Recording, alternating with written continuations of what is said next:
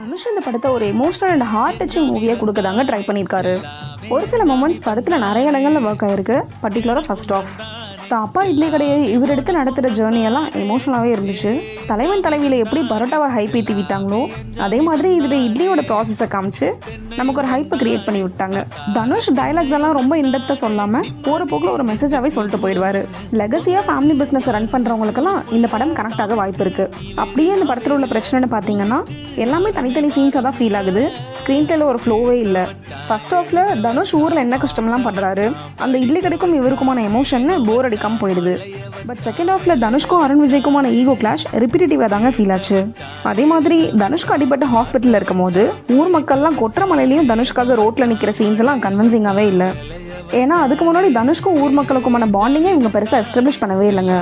நிறைய எமோஷன்ஸை இவங்க சீன்ஸாக சொல்லாமல் டைலாக்ஸாகவே கன்வே பண்ணது நமக்கு கொஞ்சம் கூட ஒட்டவே இல்லை.